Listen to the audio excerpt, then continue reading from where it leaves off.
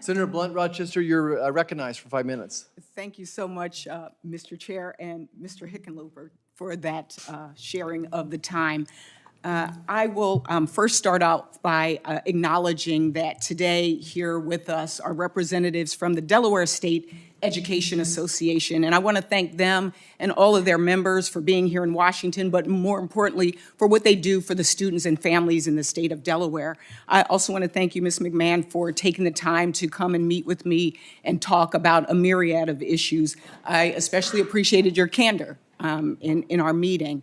And, you know, as I'm sitting here watching the passion of the participants, of the members, it is clear that education is so important to this country. And I am clear-eyed about the challenges that we face in accomplishing the goal of ensuring that all students are able to be prioritized. I shared my concerns about the call to abolish the department. I am particularly concerned, as a former cabinet secretary myself, cabinet secretaries do have the influence, the power, the responsibility to share what is good, what is bad, what is wrong. And so I understand waiting until you get into a position to figure some things out, but there are core basic things like, do we have the confusion that people have over this executive order on diversity? They are scared. The fact that school kids are afraid to come to school, maybe because of their status, we're hearing all kinds of stories, and that's why this hearing is so important. That's why this position is so important. And I'm just a little confused because part of the reason why it was created was because in HEW, children were buried into these big departments.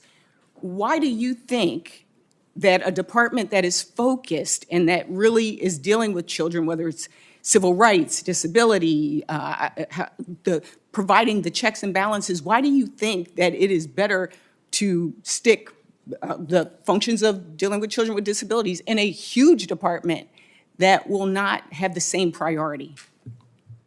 Thank you very much, Senator, for that question. The bottom line is because it's not working. Department of Education was set up in 1980, and since that time we have spent almost $1 trillion, and we have watched our performance scores continue to go down. I do believe that it is a responsibility to make sure that our children do have equal access to excellent education. I think that that is best handled at the state level, closest to the states, working with state administrators, teachers, parents, who should have input into their curriculum. I have only 2 minutes, and I just want to follow up. Do you believe that any school benefiting from taxpayer dollars should be required to follow federal civil rights laws? Schools should be required to follow the laws. Anybody getting taxpayer dollars. And so that's good. So private schools should not be able to turn away a student with a disability or a student based on their religion or their ethnicity or race. Well, private schools aren't taking federal dollars. But I'm saying, so they have the ability to say that if they do not believe they did that they receive them. Well, they if they not. believe that they cannot best serve that student and they're not taking federal dollars, then they have the right not to accept that student. But I'm speaking specifically when we talk about, there's a lot of conversation about vouchers. If private schools take federal dollars, can they turn away a child based on a disability or religion or race? Well, I think that there are also some public schools who are saying that they don't have the... Really just a yes or no? No, it's not. It really isn't. For me, if you want to follow up, because I'm kind of running out of time. Okay, I'd be happy to follow, and I'd look forward to following up with you to discuss that. Thank you very much. Okay, because this is one of the big concerns that we hear about. Also, I believe that as a country, as I said, we've benefited from checks and balances. It's a hallmark. If you're concerned, how would you defend the rights of all students if state and local governments are unable or won't address violations of students' civil rights? For example, how will you intervene if a student is being bullied or harassed on the basis of race or disability? Well, certainly civil rights, are the rights of everyone. And so we'd want to make sure that our schools are enforcing. The bullying shouldn't happen anywhere. No child should be made to feel uncomfortable. So it is, but the continue? Department of Education does not Or would you control put that from this in- Washington. Would you put this in the when we talked, you mentioned the Department of Justice.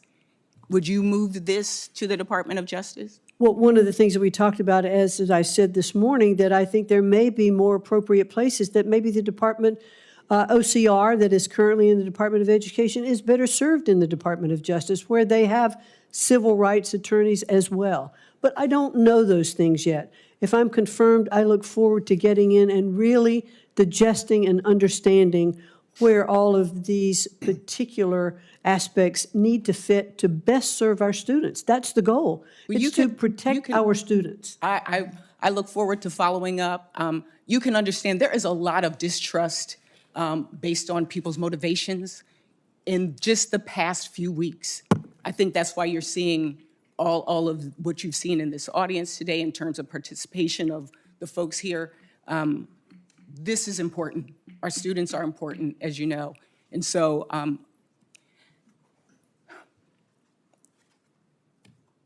I really hope that this administration and that you will recognize that there are students, there are teachers, there are parents that need the support and the help. And we hope that you will continue as well with your support of HBCUs. Thank you, I yield Senator. back.